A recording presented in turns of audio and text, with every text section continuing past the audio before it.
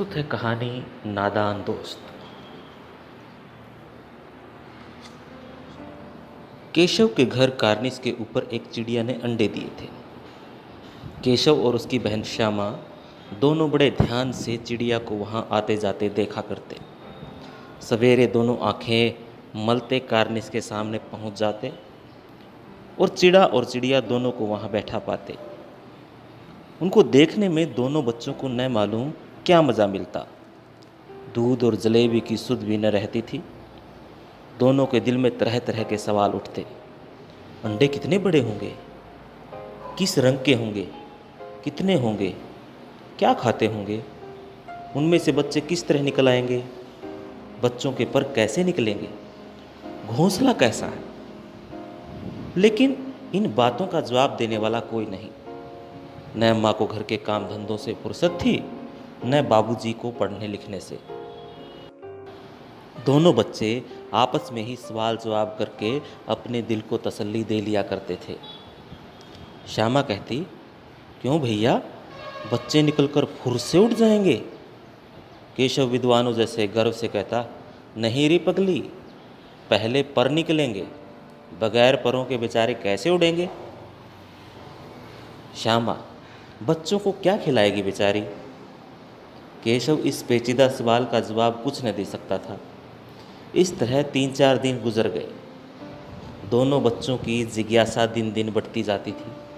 अंडों को देखने के लिए वे अधीर हो उठते थे। उन्होंने अनुमान लगाया कि अब जरूर बच्चे निकल आए होंगे। बच्चों के चारे का सवाल अब उनके सामने आ खड़ा हुआ था।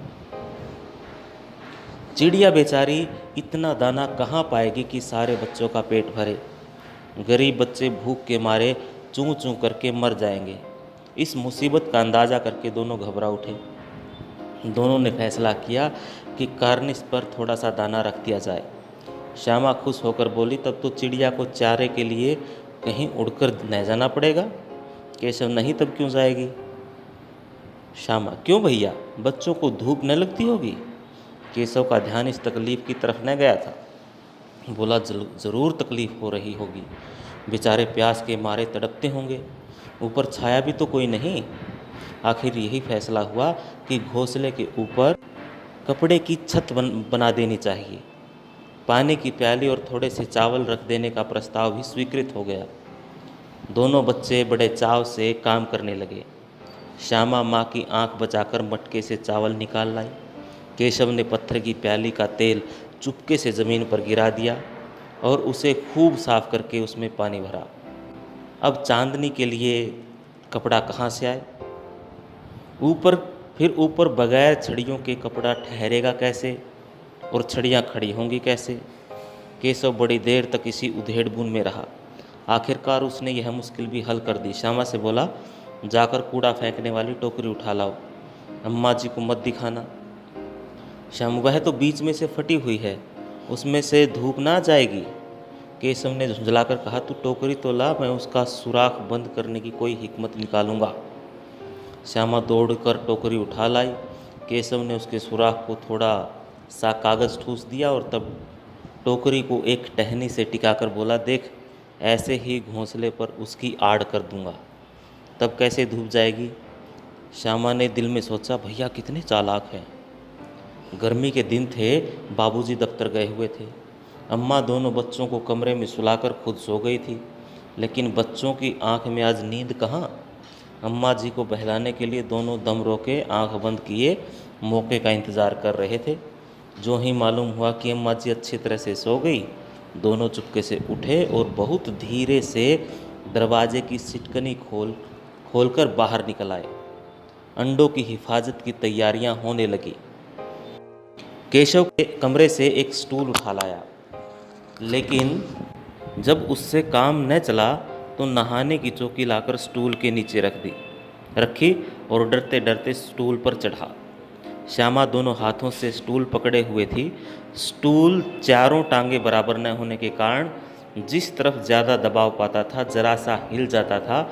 उस वक्त केशव को कितनी तकलीफ उठानी पड़ती थी, यह उसी का दिल जानता है। दोनों हाथों से कार्निस पकड़ लेता और श्यामा को दबी आवाज़ से डांटता, अच्छी तरह पकड़ वरना उतरकर बहुत मारूंगा। मगर बेचारी श्यामा का दिल तो ऊपर कार्निस पर था। बार बार उसका ध्यान उधर चला जाता और हाथ ढीले पड़ जाते। केशव ने ज्यों ही कार्निस पर हाथ रखा, दोनों चिड़ियाँ उड़ गई। केशव ने देखा कार्निस पर थोड़े तिनके बिछे हुए हैं और उन पर 3 अंडे पड़े हैं। जैसे घोंसले उसने पेड़ों पर देखे थे वैसा कोई घोंसला नहीं है। श्यामा ने नीचे से पूछा, कै बच्चे हैं भैया? केशव, 3 अंडे हैं, अभी बच्चे नहीं निकले।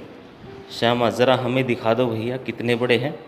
दिखा दूंगा, पहले ज़रा चिथड़े ले आ, नीचे बिछा दूं, बेचारे अंडे तिनकों पर पड़े हैं।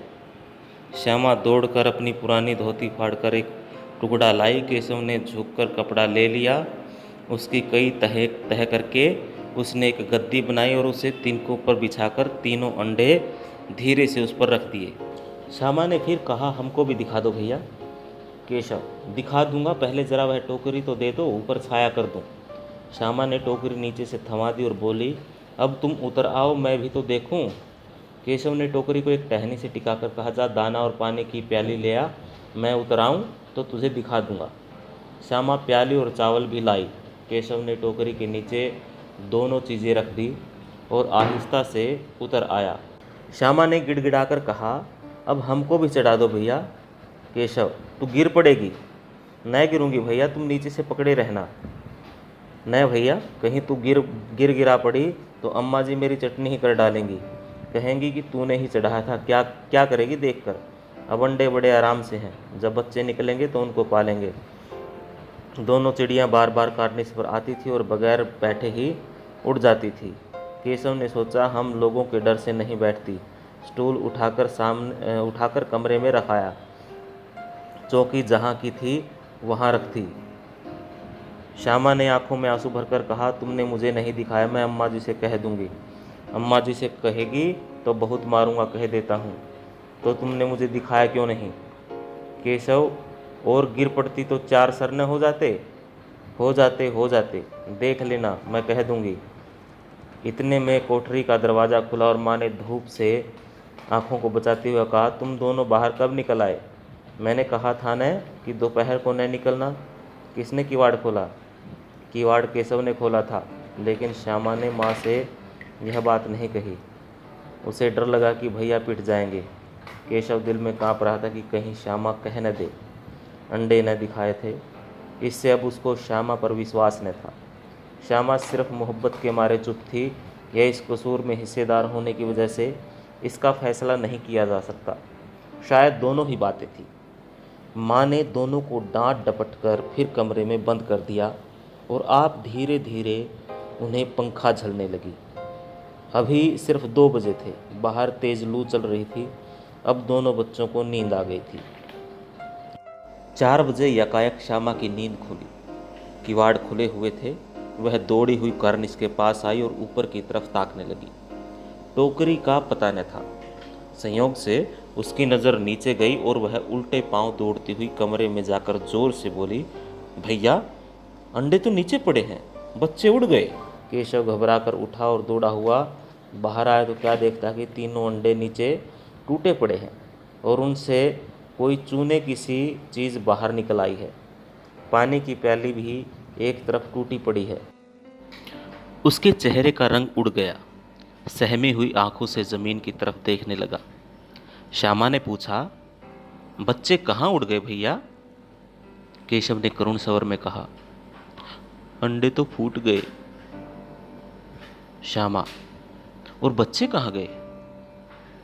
केशव, तेरे सर में, देखती नहीं है, अंडों में से उजला उजला पानी निकल आया है, वही तो 2-4 दिनों में बच्चे बन जाते। माँ ने सोटी हाथ में लिए हुए पूछा, तुम दोनों वहाँ धूप में क्या कर रहे हो? श्यामा ने कहा, अम्मा जी, चिड़िया के अंडे टूटे पड़े हैं। माँ ने आकर टूटे हुए अंडों को देखा और गुस्से से बोली, तुम लोगों ने अंडों को छुआ होगा। अब तो श्यामा को भैया पर जरा भी तरस न आया। उसी ने शायद अंडों को इस तरह रख दिया कि वह नीचे गिर पड़े। इसकी उसे सज़ा मिलनी चाहिए। बोली, इन्होंने अंडों को छेड़ा था अम्मा जी। माँ ने केशव से पूछा, क्यों रे? केशव भीगी बिल्ली बना खड़ा रहा। माँ, तू वहां पहुंचा कैसे? श्यामा, चौकी पर स्टूल रखकर चढ़े अम्मा जी। केशव, तू स्टूल थामे नहीं खड़ी थी? श्यामा, तुम्ही ने तो कहा था।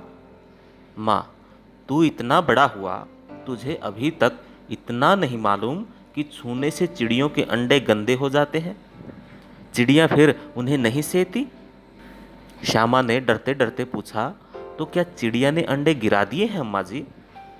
माँ, और क्या करती? केशव के सिर इसका पाप पड़ेगा। हाय हाय, तीन तीन जाने ले ली दुष्ट ने। केशव रोनी सूरत बनाकर बोला, मैंने तो सिर्फ अंडों को गद्दी पर रख दिया था अम्मा जी। माँ को हंसी आ गई, मगर केशव को कई दिनों तक अपनी गलती पर अफसोस होता रहा। अंडों की हिफाजत करने के जोग में उसने उनका सत्यानाश कर डाला। इसे याद कर वह कभी कभी रो पड़ता था। दोनों चिड़िया वहां फिर न दिखाई दी। तो दोस्तों, यह थी कहानी नादान दोस्त, जिसे लिखा था मुंशी प्रेमचंद जी ने। आशा आपको कहानी काफ़ी अच्छी लगी होगी। आपको यह कहानी कैसे लगी हमें कमेंट करके ज़रूर बताइएगा। अब छठी कक्षा के जो विद्यार्थी हैं वो इस कहानी के आधार पर इस कहानी को एक बार और सुने, देखें, पढ़ें, और फिर जो अभ्यास के जो प्रश्न दिए गए हैं, प्रश्न अभ्यास में जो प्रश्न दिए गए हैं, उनको अपने आप से करने का प्रयास करें। अगर किसी प्रश्न को लेकर आपका कोई डाउट है तो आप कमेंट बॉक्स में कमेंट करके हमें बता सकते हैं।